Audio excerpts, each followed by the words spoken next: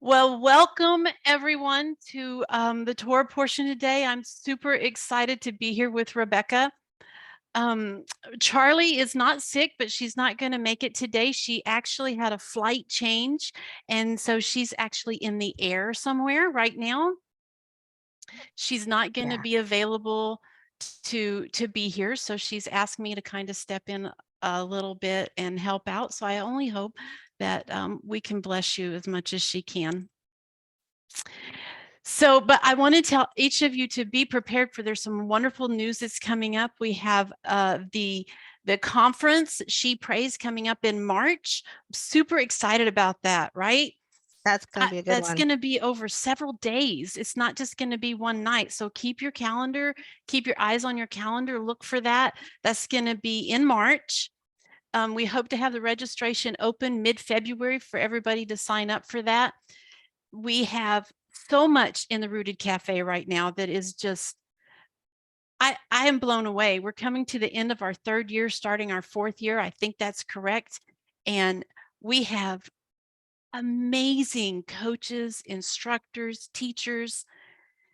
I can't even, I'm so honored to be part of this. I hope everybody can jump on, go to the rootedcafe.com and click on the events page, and you'll be able to see all of the events that's coming up.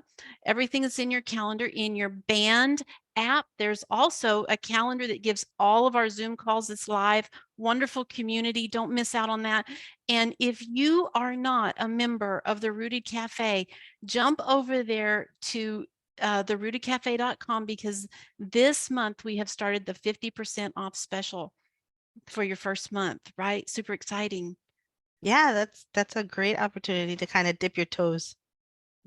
Absolutely blown away at the magnitude of wealth. And we've got like Brenda Stroth, Keisha Gallagher, Simi, Misty, Erica, Gail, Debbie. I can't even, we got 3 or 4 Robins. We've got Rebecca. That's going to be fun. That's a I new one. know, right? Yeah. I'm so excited. My So phone's this, constantly going off with like, oh, this class is going on, this class. And I'm like, oh, I have to catch the replay of that. Oh, I have to, you I know, know there's not there's enough such time good in the stuff. day. And do you know we have over 700 hours, I think, of listening in the cafe, in the library itself, which is super huge, just Yeah. super huge.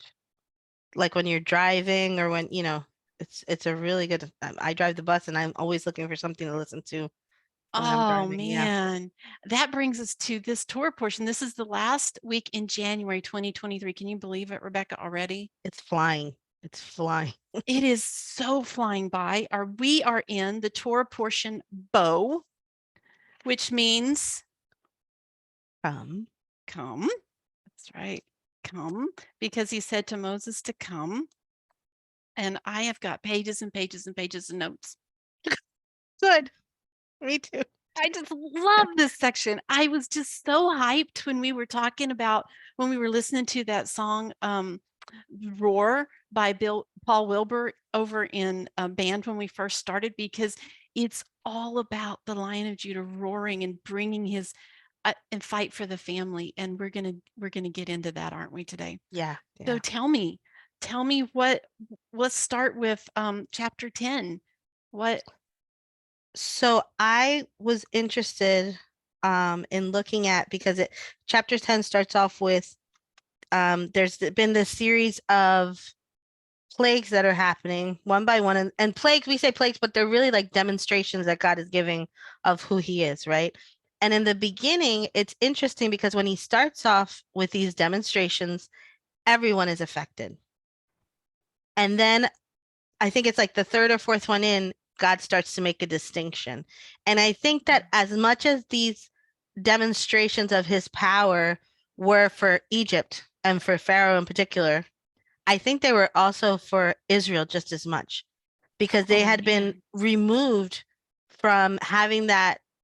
They had been under bondage for so long that you kind of lose your way. You assimilate, you kind of there's a desperation, there's a hopelessness, there's a desolation that you feel, and you kind of lose your way. You kind of lose hope that anybody's going to come to find you. It's kind of like when Joseph first gets sold by his brothers and everything happens. at some point he must be thinking, my dad's gonna come get me. I'm the favorite. He's gonna come find me. He's not gonna let this happen. Not knowing that on the other hand, they've shown a bloody coat to Jacob and saying, "Look what happened to your son." And Jacob is like, "Well, it says he never gets over it, but I don't think he never goes to find him either." And so Joseph, at some point, who knows if he lost hope, like, this can't be that, okay, this is bad, but it won't be for too long. Dad's going to come and get me. And so if you think of it in that small scope, now you have hundreds and hundreds of years that they've been in slavery. That hopelessness must have been a heavy burden that they carried. And so God starts off by like, okay, this is who I am. Okay, this is who I am. Okay, and then by the third or fourth one, he's like, this is who I am.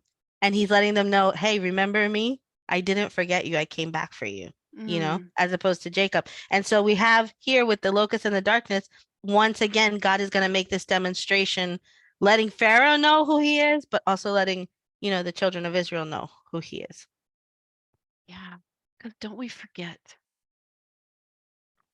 I mean, have you What ever is it had that James says that we go to a mirror and we walk away and we forget what we look like, so we got to go back and look again? Yeah, and have you ever had a season in your life where you didn't assemble together with people, or you didn't pick up your Bible and read it, or you didn't get into the Word, and you start to feel that disconnect? Magnify that by 430 years. Yeah. 430 years, they had this influence of Egypt. They had this training of Egypt. And even from Genesis all the way through Genesis, you see this dysfunctional family and how God continues to build it and build it and build it and stay true to it. And now he's got this dysfunctional nation. Yeah. It's like multiplied. Multiplied. He's like, I'm still faithful, but now there's this dysfunctional nation, and there's this assimilation that's taken place. And he's come in and he said, okay, isn't it true that each one of those plagues was diminishing or destroying one of the Egypt's gods? 100%. Yeah. It's like when you think about that, you think of, well, why didn't God just come in and smite them all and just let them like leave? In one shot, he could have just, in a blink of an eye, he could have just fixed everything. But it was so much more deep. It was so much deeper than that. He had to come against each and every one of those strongholds that had taken power and possession over them, had taken root there. And like one by one, he's chopping them down, Ooh, that's so painful when he digs into our heart, right? But he has to do it at a pace, at the level of disappointment that the child could accept. Handle. Yeah. Yeah, because if he just came in and ripped it out, he'd rip out the whole heart and everything. I've always said that my life is like a car, that if you take the steering wheel and you kind of just yank it to one side, you can even turn over and hurt yourself. You have to kind of take it slow when you're turning that wheel, and that's the way God is with us. He takes his time. And some lessons are caught more than they're taught. Yeah. Right? Some lessons are caught more than they're taught. And so he had to do this in such a way for them to catch on. Oh, wait. Now I remember he really is the true God. And when we get into starting this Torah portion, we are just in the last 3 plagues. Mm-hmm. And so the plagues of locusts, did the plagues of locusts affect their land at all? Goshen? No. But you know what the super interesting thing about this plague of locusts is that right before this, you have the plague of, hail that has gone on. And it completely wipes out. It says like their crops, their crops were wiped out.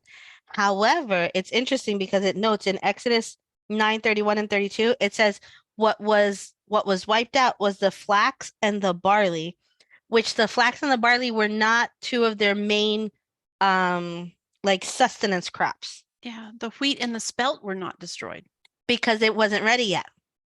But the flax and the barley represented what they used for textiles and clothing, and the barley was for libations. And so what this did was it attacked Egypt's comfortability and their carnal desires, that desire to have the good in life, and their lifestyle. It made them uncomfortable, and it also provided another opportunity for them to repent if they wanted to. And of Isn't that course they didn't. isn't that what he does? He's so merciful not to smite us when we deserve it. He shakes up our comfort zone first.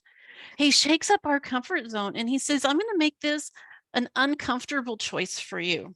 I'm going to Mhm. make this to where it's it's just uncomfortable for you so that you can hopefully choose the other way, the better way.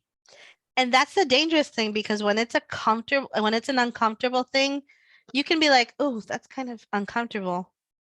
But sometimes people get used to the uncomfortable. Have you noticed that? Mm, Sometimes people will yeah. get used to that and they'll just be like, well, that's just the way it is, and keep going. So it's like a really dangerous thing, because it's really in the hands of the person to choose if they want to stay uncomfortable Oh, or if they want to continue and change and do what they need to do. So right. God is like, he's coming at them from all these different angles. And so he's just come at them where he's made them uncomfortable. And he's like, listen, if you haven't gotten the picture yet, you're about to. I'm suggesting you correct your course of action. And he's kind of coming in slow. So when the locusts come, it's like it's so funny, because he comes to Herod and he says, how long are you going to refuse to humble yourself before me? Mm, yeah. How long are you going to continue to just think that you are okay and that you're going to be able to continue with what you're doing while you're seeing this destruction happen around you? How bold was that of Moses? Because you have to remember, Pharaoh was a god. He was And a so, yeah. god, and he was a god. So for anybody to stand up to Pharaoh was standing up towards a god, a false Mhm. god, but a symbol of a god, whatever, which is nothing in this world. But even Pharaoh's people stood up to him. As we go on, we say, how Yes. long are you going to let this happen, man? Like, You are you know, not seeing what's happening, here? Are you not yeah, paying attention? his God is probably a little bit bigger than you. You might want to pay attention. And here we are. Moses goes up to him boldly and says, yeah, no, because Moses knew. He knew the one true God. I Because it's love that. interesting, in the beginning, the priests and the magicians and the whatever they had, they um they were able to replicate in the beginning. And that Yeah, gave us false sense of confidence and of power and of thinking, this is nothing. yeah, They're no match for yeah, us. yeah, And considering that they saw the Hebrews as being less than beneath them anyway, because they were shepherds, and in other words, they looked down on them. They did not see them on their same level whatsoever. And it's now gotten to the point where even his own people are bold enough, and I think desperate enough, to come against their God that they so revere and yeah, say, are you not seeing what's happening? Like, just let them go. Let them go. We're going to die. you know? yeah. Misty said in the chats, hey, even leaders need to learn how to take advice. Hmm. Even gods need to realize they're not all that. He wasn't a god, but you know what I'm saying. Yeah. Even that, I was like, it's just really beautiful to me to see that God comes in and he says, you're comfortable. I see that. And you know what? The enemy of our soul, if we're comfortable, he's not going to mess with us. So if we're comfortable, we probably need to do a soul check and find out what's going on. Because it's the uncomfortable places within us that causes us to grow. It's the things that challenge us that causes us to expand. Balloons don't get blown up without the pressure of the air filling it, right? It's that expansion, it's that growth that comes from God breathing his breath inside of us, And which it's funny, because as women, we tend to make ourselves more comfortable in the uncomfortable, I think, than men do. We're the ones that will wear the 3-inch heels if they look good with the outfit.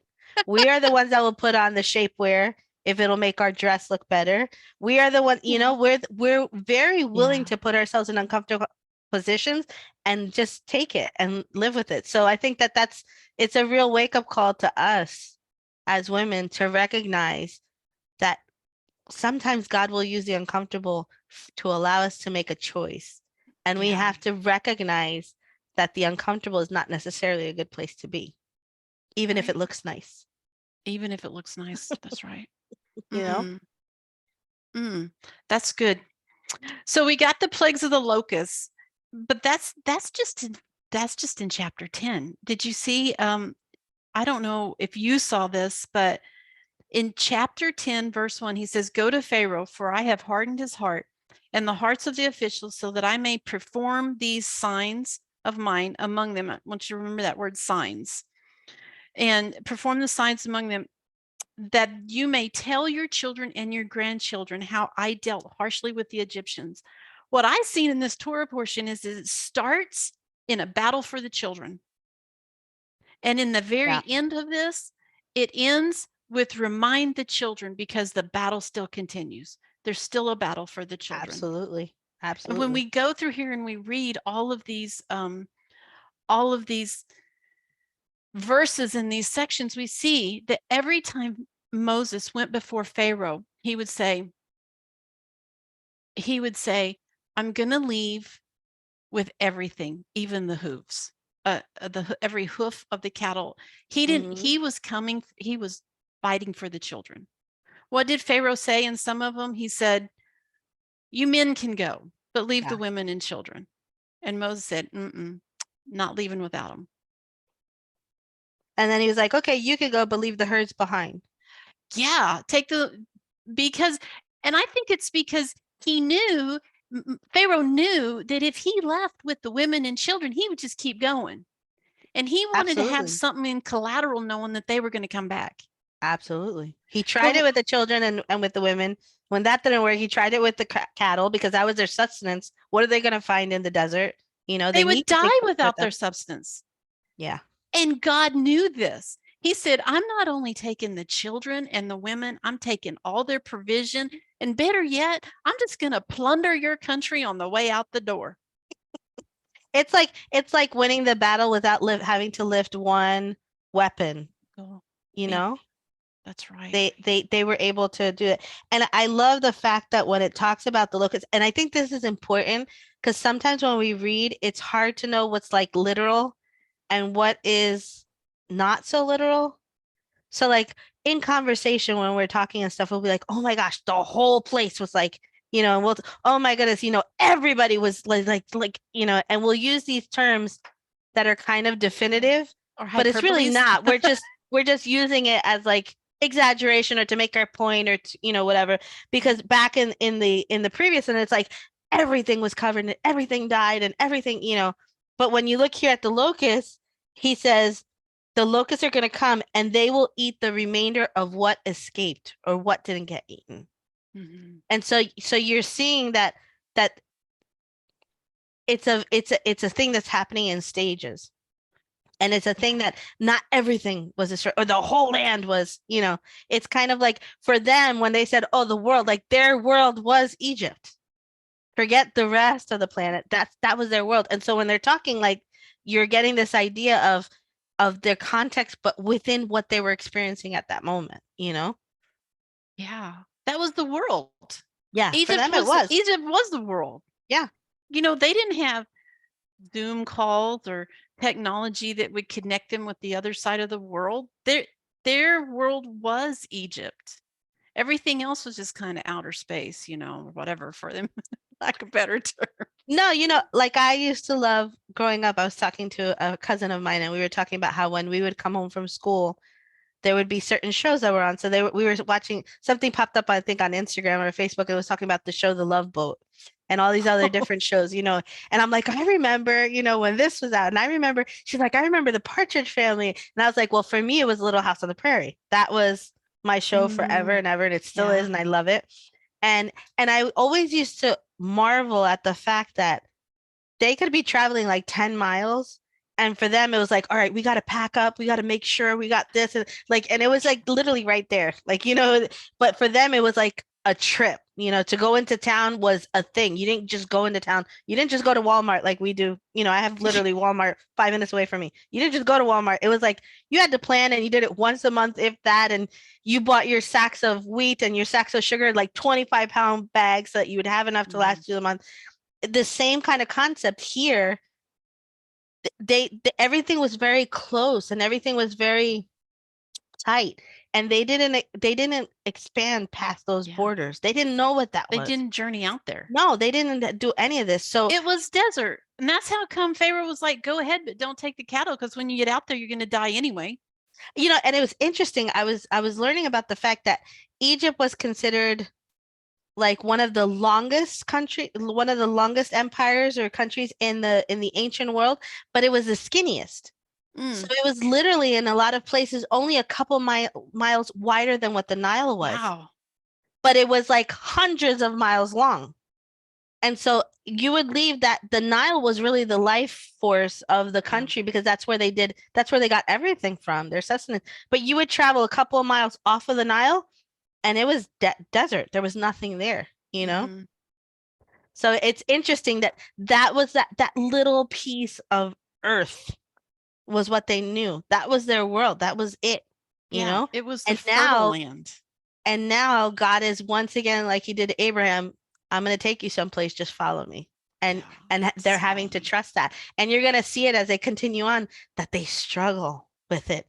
And they constantly Yeah. are looking back and saying, "Well, we were back in Egypt, at least we had food, at least we had this," and not taking into account the suffering that they were going under, you know? But isn't that true for our life journey? When the Lord wants to take us into our new promised land for what's going on with us today, sometimes getting through the process to getting to the other side, it's easier just to go back where you started. It's easier just to say, you know what, I would rather live over there with this unhealthy lifestyle than to go through the work and the process to get to the promised land. Yeah. And sometimes that promised land, that victory over the struggles that we face in our life, sometimes that struggle is hard. And it means that we have to dig deep and we have to say goodbye to loved ones, or Yeah. we have to walk away from from things that we hold precious to our heart in order to embrace that victory. And it comes at a cost. And here's you've got these children who were comfortable. It It's all says they it, knew. they even had servants. Even their servants came to them and said, get out, you're going to kill us. They had servants. Even though they lived a hard life, they didn't understand the true victory of the promised land. They were comfortable in some aspects where they were. It was Yeah. convenient and familiar to them. And don't we sometimes stay in our own brokenness because it's a familiar brokenness? I 100%. And I think it's also a lot of times a defense mechanism. Mm, I know what that feels like and I don't want to go back there. So I'll just stay here because I'm familiar. I know this. This is safe for me, yeah. you know? Bad situations or familiar situations, we remain there because we don't want to cross the Red Sea, because we don't want to walk out into the desert, into the unknown. Can you imagine? These children had never been outside of Egypt. Mm-hmm. The Mm-hmm. generation that came from outside of Egypt, they all died off. Yeah. These children had never been outside of it. They never knew anything else.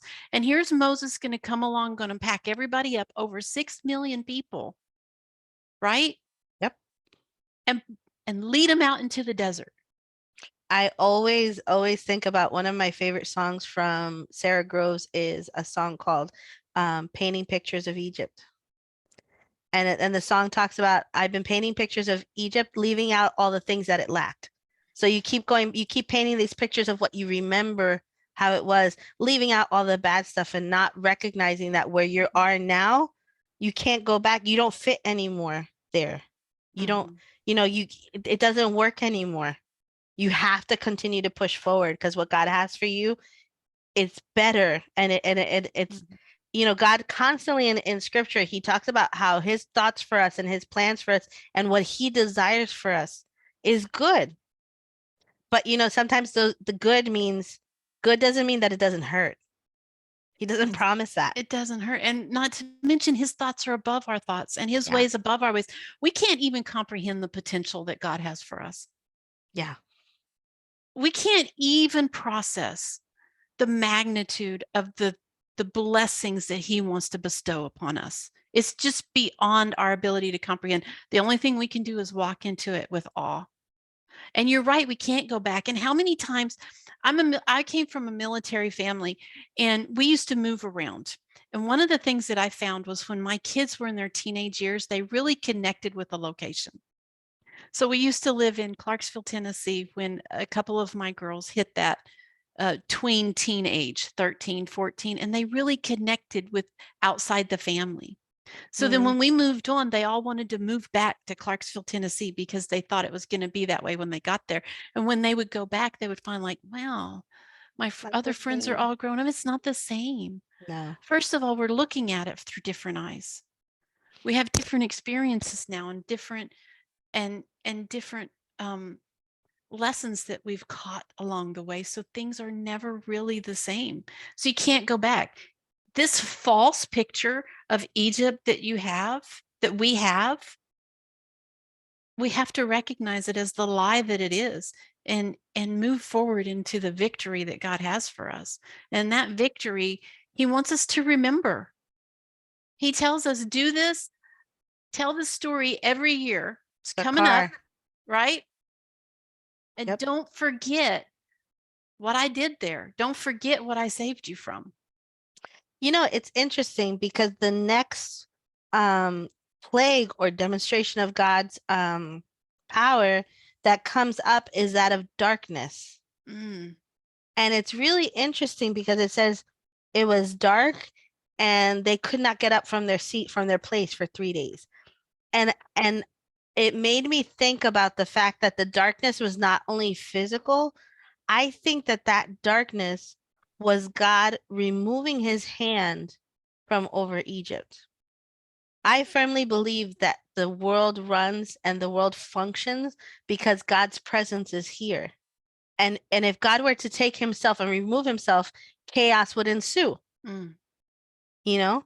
And so I think that what happened here was not only a physical darkness, it says that it was a heavy, it was a yeah. presence. It was, you felt it. You could cut it with a knife.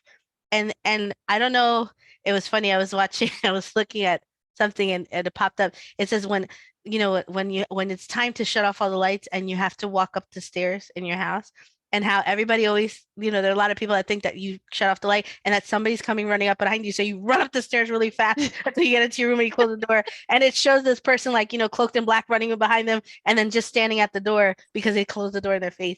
Yeah. It's this idea of something being there in the dark because we can't see it. Yeah. And I think that this darkness was something that was heavy and it was felt. But I really think that it had to do with God letting them know, I have allowed you to exist up until this point. Like, let's just be clear. Yeah. I've been patient with you. I've been allowing you opportunities for you to change your mind, to, rectify your course of action and to recognize who I am. And you have stubbornly continued on this path. I'm going to let you know what it's like without me. And he removes his hand. And I think he removes his presence. And that darkness is that lack of having God there, you Well, know? can you imagine the fear, The fear. It says that they didn't get up from their place for 3 days. terror, It's terror? paralyzing. I don't know. Have you ever experienced paralyzing fear? Maybe once in my life I have, but I don't know if I could have endured it for 3 days. 3 days. 3 days. 3 days the light was removed from the earth except in Goshen. Isn't Except in that beautiful? Goshen. And I wonder sometimes, they couldn't see, they couldn't move, but how would it be that you're sitting there in your chair and it's so dark around you? Only God could do this, but you see the light that's at that city, you know, And on the other end, I think that that must have freaked Israel out a little bit also. Because remember, as Egypt is experiencing this, Israel is experiencing this as well. They have a frame of reference from what they remember from their ancestors, but they don't have that experience yet. They've lost that. And now God is beginning to show them, hey, I'm coming for you. Hey, I'm coming for you. But hey, I'm coming for you, but we don't recognize the fact that time is passing as these things are happening. So they're seeing these things happen And it's easy for us, and I think we forget because we're reading the story. We know that from the beginning to end what happened. But if you're experiencing this, you don't know how many plagues are coming. You don't know how many, and so you're seeing this. So to see the light and then to see the darkness right after that, Yeah. that was so black and so consuming, But can you that must have been imagine? impressionable on them as well. Oh yeah, because if you could just picture this big, huge spotlight shining down on you. Yeah. There's darkness all around you and sky and everywhere, but there's this spotlight on you. And it makes you think about that verse where God is saying, be the light. Be the light. That's Be right. the light. They didn't want to be the light at that time. They don't even know what that means, but God is giving us a picture of what that looks like, And I see somebody asking, do you think anyone converted during this time? Absolutely. Absolutely. Absolutely. And it even tells us that a mixed multitude went out from amongst them.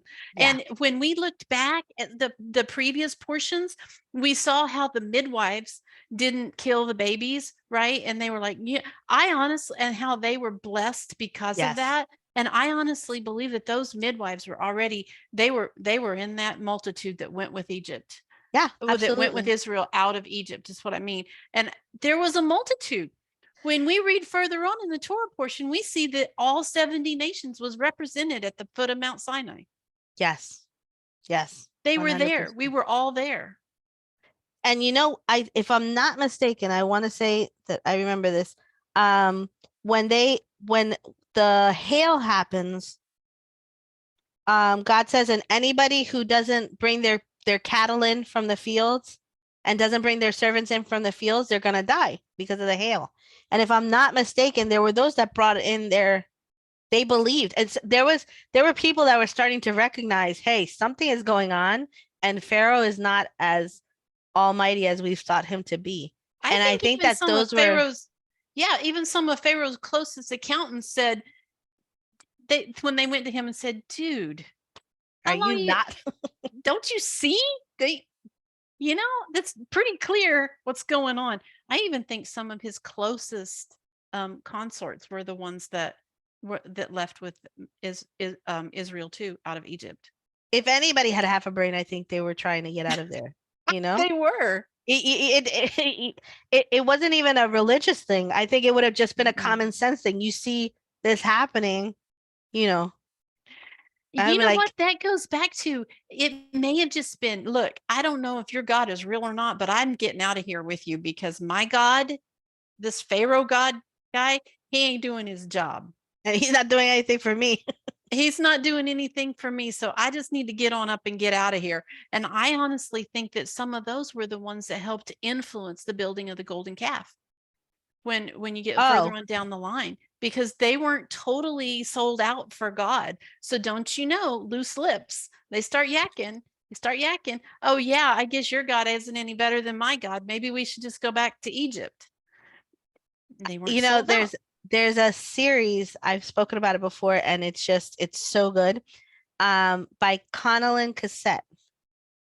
And she wrote a series, and it's specifically about when Israel leaves Egypt and how and that mixing of these multitudes and how they dealt with each other in the desert. And you're bringing all these people together in uncertain circumstances. People are trying to figure things out. There's racial prejudice. There's, all these dynamics happening at the same time while you're really freaked out about what's happened and what you're going to, because the unknowns are just surmounting, one on top of the other. And nothing is new under the sun.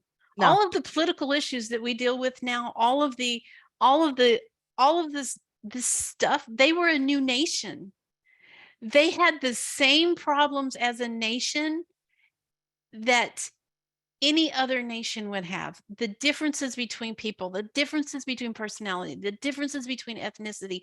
Not only that, the difference in the level of each individual's faith, and how the Lord was purifying that, and he was taking them through the dross by carrying through the desert. But what he wanted to know when he said come was, know that I'm God and don't ever forget it. Keep telling the story over and over and over again, because even when you argue and even when you fight and even when you have disagreements over the calendar, for instance, that's in here, right? Then You just have to remember that I'm God, that I'm God. Yeah. And I did this for you. And he, we talked about it being a battle for the children. He said, I'm coming for my children and I'm not leaving a single hoof behind. He's not going to walk away with not every single one of his children. We need to remember, there was not a single child left behind. Mm-hmm. Our God in the universe wants us to know right now that there is not going to be a single one of his children left behind. He knows the plans he has for each and every one of you, and he is here to prosper you and to bless you and give you hope and for your future. And he's coming for you, and he is not going to leave you behind. You do not have to worry about being forgotten by God, because he will not forget you. He will stand up to every power, every principality, and every purpose that's in this world that comes against him to fight for his children. Amen. Amen. And we need to do the same for our children. Yes. We need to emulate our Father to our children, and we need to fight for them. It is not there. I just really see how God is like, I will come against powers of darkness, pestilence, all of the different plagues. I will come against the power of the evil, and I won't forget my children. I'll bring them all. I'll bring every one of them, and even their friends, and I'll call them my children, right? And that's so important that you say that, because we're talking about the mixed multitude that goes with them. And it's so important to see that when he starts instructing Moses and he says, okay, so this is how this is going to play out. On the 14th day of the first month, and he starts going into all of the things with Passover, and this is how you're going to do it, and this is what has to happen, and this is this is the first time that I realized I'd never realized that it said you may take from the sheep or from the goats. Mm-hmm. Yeah. I always had a picture of a sheep in my head, and when I read that, I was like, that was not there last year. No. No, but I didn't realize that you could take, so God starts stipulating all these things, and he's saying it. And then he goes on and he says, for the foreigner, like if you are not of the children of Israel, you can't partake. And he says it.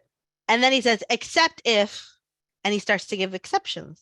So he starts to give exceptions of the person who is circumcised and this and that. But what really blew my mind was the fact that it says, it's in, let me see here.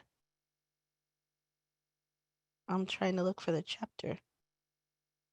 I copied everything and it's in verse 43, and it's got to be at the end of chapter 12. Chapter 12, yeah. And it says, then Adonai said to Moses and Aaron, this is the ordinance of the Passover. No foreigner may eat it, but every man's servant that is bought for money after you have circumcised him may eat it. And then it goes on to say, nor should a visitor or hired servant eat it. It is to be eaten inside a single house. You're not to carry the meat out of the house, nor are you to break any bones, and all the congregation to keep it. But if an outsider dwells with you who would keep the Passover for Adonai, all his males must be circumcised. Then let him draw near and keep it. He will be like one who is native to the land, but no uncircumcised person may eat from it. The same Torah applies to the native as well as the outsider who dwells among you. Mm-hmm. And that for me was just so impactful. Why was that? Because the idea has been that there's one word that is for the modern day Christian, the Gentile, and there's one word that is for the Jew. And it's the same law. I had a recent experience. Part of my master's program is that I have to attend these things called gatherings twice a year. And in them, I have to share, they call it a case study. And so you have to share something that's happened in ministry, something that you've dealt with. How did you deal with it? And if you're still dealing with it, get counsel from people or see how you could have dealt with it better, et cetera, et cetera. And there was one woman in the group who was talking about the fact that she had just recently gotten ordained in the last year. And after she got ordained, she went through what she calls a dark period, where she almost got to the point where she didn't even know if God existed. And she was having a real conflict. And her biggest conflict had to do with the fact that she disliked the Old Testament so much and the Old Testament God so much. She said because she could not understand how a God would allow sex trafficking and sexual like rape and all these things and these crimes against women, et cetera, et cetera. And she was herself a adoptive mother. So she had young daughters that had come from similar situations like that. And so she's like, how do I present this God to them? How do I allow, and so her conflict was, she goes, the New Testament, I don't have any problem with the New Testament. And I was sitting there going, it's the same It's the God. same It's the thing, same God. same message. It's the same God. It's the same story. But that is the idea that is so common and so prevalent in our day today, that there's a difference. There's something for them and there's something for them, and they don't realize it's the same law. It's And the not only same is it the law. same word, it's the same rights. It's saying it's the same as if you were native and born into it, as if about 25 years ago, we found out that we had Jewish ancestry in my family. Okay. Wow. So it's the funniest thing. If you go to the mall, and I don't know if you know this, but a lot of times young people, when they come out of the army, their army service in Israel, they will travel to other countries. A lot of them are the ones that are in the mall trying to sell you the cream, the hand cream, the Hava, and the Okay. or the hair straighteners and oh come let me blah blah come, and it's happened to me several times where I'll come up and I want to see what they have and everything, being nosy, and I want to see, and they're like, let me just do your hair, whatever, and then they're like, oh, where are you from? And they'll ask me and I'm like, oh, I have Jewish ancestry. You're one of us. Oh, when are you gonna make Aliyah? What are and they're like wanting to, they just accept you like immediately, you are part of the fold, and all this kind of stuff. And the funny thing is that even though I have that, that didn't change the way I felt about God when I found out. It didn't make me feel like, ooh, I have an in now. Ooh, I'm part of the in crowd. Yeah. It didn't matter, because before I knew that, he was the same God who loved me and accepted me and had made me his own. It didn't matter. But the fact of knowing that for him, it doesn't matter. It Whether doesn't you're matter. born into it or not, that has no bearing. The only thing that he's interested is if you believe in him. If you actually take the chance to believe that he loves you and that he has a purpose for you, that he created you with intentionality and that he has something for you, that's what he cares about. That you want to have a relationship with him. And then you have every right. Yeah, and he said, I want to go back to where we first talked about. I said, remember, this is a sign. He said, I'm going to do this as a sign. I said, remember the sign. And as we go through the scriptures, if you have time, do a word search on a sign. It's the telling of the Passover story. That's the write it on your forehead, and put it on your hand, the frontlets before your eyes. Yes. When you do these things, that's what that is. That's what that is. When you pray the Shema and you say, let my words be the help me out here, Rebecca. Let it be words before my frontlets before. Yes. I say the Shema every morning. I should know this. Okay, anyway. So, this is a sign. And when we talk about Revelations later on, it'll be a sign on your forehead. Yes. And frontlets before your eyes. You're going forward and you're seeing these signs. This is because we've written it on our heart. Yes, frontlets between your eyes. Thank you, Sarita. And when we read in Exodus about the Passover, we see that that's a sign when we remember to tell the story, when we keep these commands. And it doesn't matter what denomination, what ethnicity, what belief system, when we do these things, we're carrying that sign. When we're keeping the Torah, we're putting forth a sign. And let's talk about, what is a sign? A sign is this big billboard on the street that says, hey, pay attention. When we keep Passover, what are we doing? Hey, Hey, pay pay attention. attention. You know, I, it's so funny because when 2020 came and everything happened that happened, it was the first time that I know of in all of time that we had to stay in our homes and celebrate Passover. We could not leave. The mm, same as in the story, they could not leave. If you left, something happened. oh, And I remember eating Passover like with my eye, and I have big eyes. I mean, everybody knows I'm very expressive, but my eyes were like full effect, like, oh my God, what is happening? And I was waiting for something to happen just because it was the first time since that time that you could not leave your house. You had to be in the house. And I remember just thinking like, wow, this is what it must have felt like this expectation, this anticipation of something gonna happen. God is doing something, and I remember that being, you know, that's funny. I never had the opportunity to celebrate Passover outside of my home. mm, So it was always something that I had to do inside my home. And we would put pillows around in the floor and lean to drink our little juice or whatever. that's And so all that fun cool. stuff. And that story's coming. I want to point out just one thing in chapter 12 that Yes. I think would be, just on taking it on a different direction. It says, the Lord said to Moses and Aaron of Egypt, this month is to be for you the first month of the year. And what we find here is this is the first time that God started giving time sensitive commandments. Yes. And this is where Rosh Kadesh begins. This is the first. Sages talk about how this is the first commandment that was time sensitive. That was the first commandment for the nation as a whole to recognize the new moon. Uh, Yes. and it and I'm just going to tell you from right there is where it all began. The confusion. We had dysfunctional families. Now we have a dysfunctional nation of people, right? Because now everybody argues about, well, okay, is it the new moon or is it the sliver of the moon? Is it 2 days before or 2 days after? And who gets to see the new moon? And who gets to claim that it's Rosh Kadesh?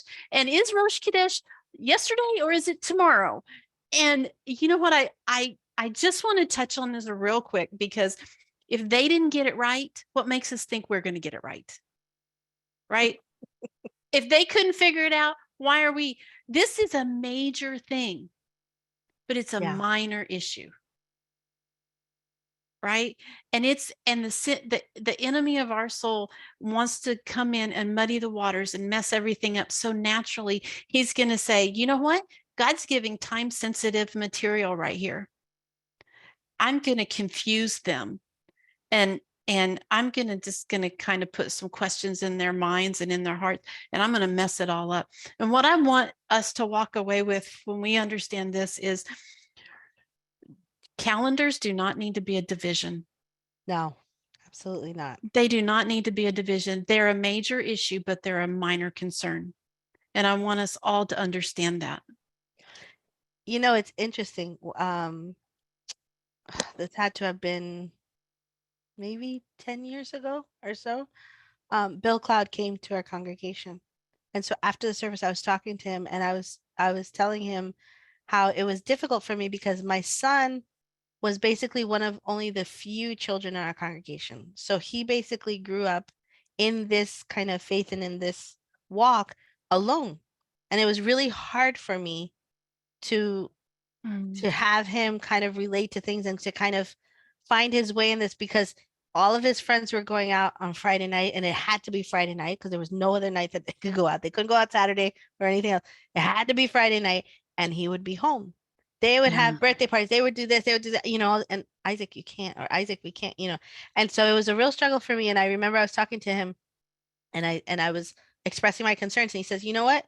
And Bill Cloud said to me, you do the best you can with what you have That's at the right. and as you grow and as you learn, you do better.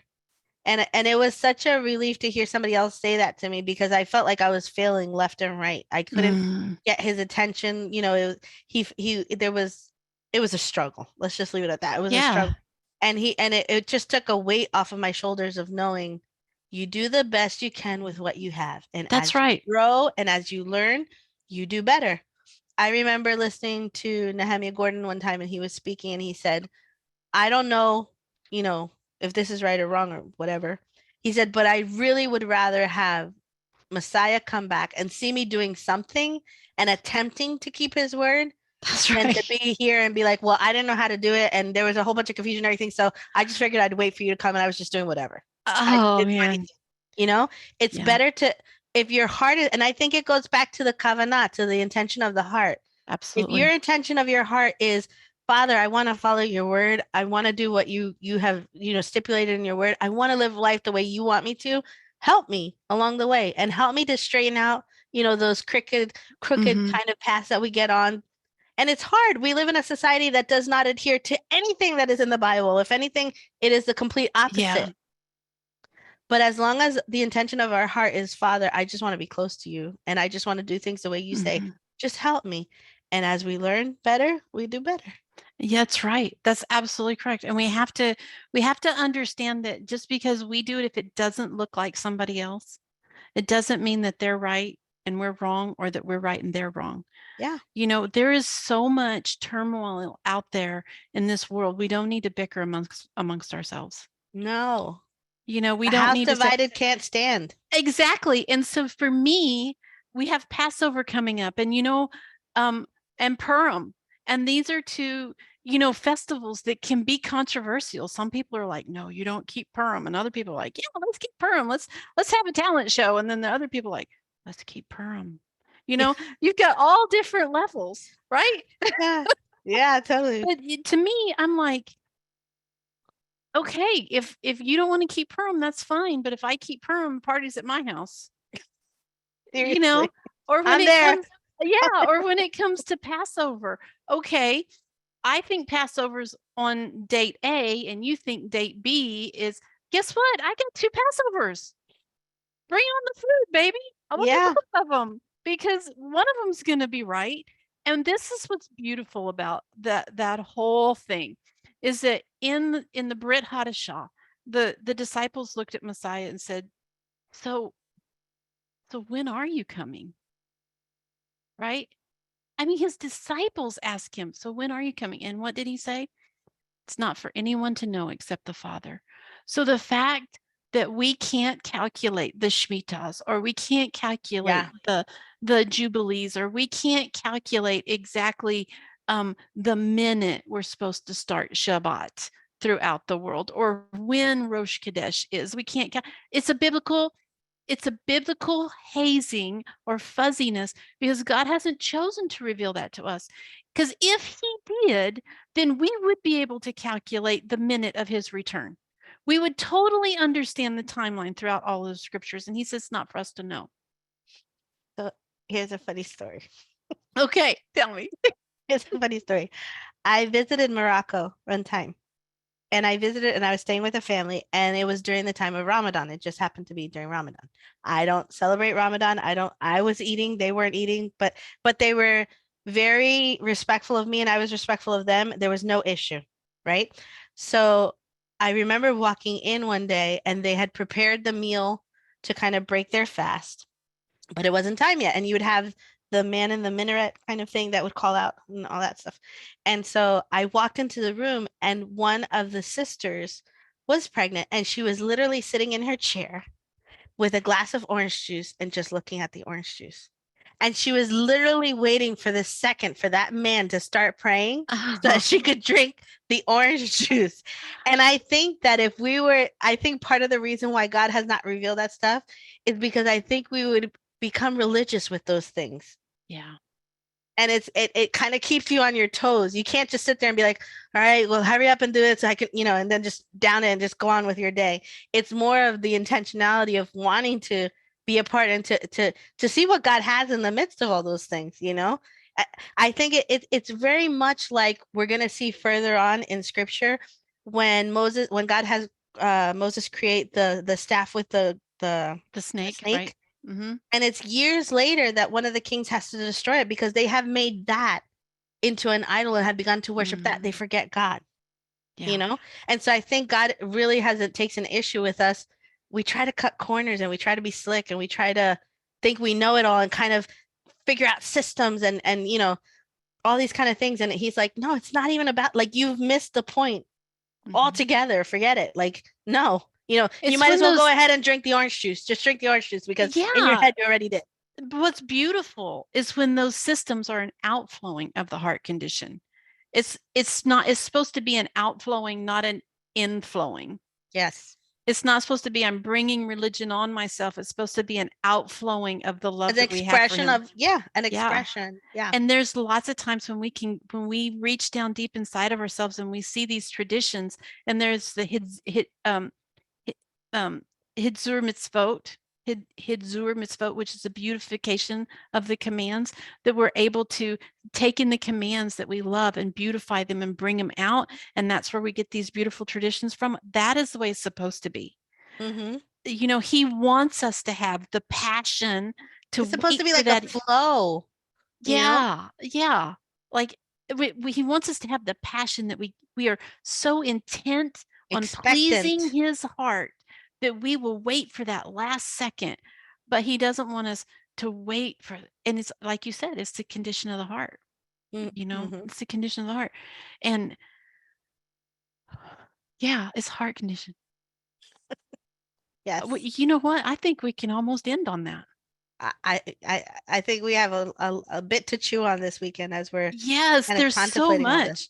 I mean, if we look in here, I just do a real quick recap. What I got from this was that, first of all, that God's coming for his children and he's not going to leave a single one behind. That he Yes. wants to shake up our comfort zone and he wants to move us forward and he wants us to renew our hearts. And we Amen. don't need to major in minor things. We Amen. need to we need to have fellowship with one another and embrace each other's different spices, because that's what brings the beauty. And there's so much more we could get all the way into. We didn't even touch on all the symbolization of the Passover meal and what all that represents. But I did want to say one thing that was brought up, and it was about the circumcision and not being able to participate in Passover because of the circumcision. And that is a whole nother topic in reference to the circumcision of the heart and everything. But there's this one point that I want us to understand. There's a difference between partaking in Passover and celebrating the Feast of Unleavened Bread. Yes. There's a We kind of two, lump it together, but it's really separate. yes, Yes. it's very separate. And the participating of the Passover lamb cannot even happen. So the circumcision is a moot point. It's a moot point right now because we're in dysphoria. And because we're outside, where there's no temple, there's no way that we can even have a Passover lamb to partake of Pesach meal like that. So how do we even We all address that? in our congregation we always say what we're doing is we're commemorating the feast, but we're not Yeah, celebrating because we can't. We don't have a temple. We can't do it. that's right. We can't. That's why we put the bone of a lamb or shank bone on the plate with nothing there, because there's no sacrifice, there's no meat. We're without. Yeah. And we're looking anxiously for the day to come. And so I want people to understand that if we're going to get bent out of shape over Passover, how dare they go up to a man and say, you need to ask, the wife tell the husband, go ask him if he's circumcised, otherwise he can't sit at our table. That's probably don't need to have that conversation. No. Though I've seen it Wow. happen in my day. Wow. I have. So let's just love each other and let's just know that it's a heart condition. It's a heart condition. Amen. Amen.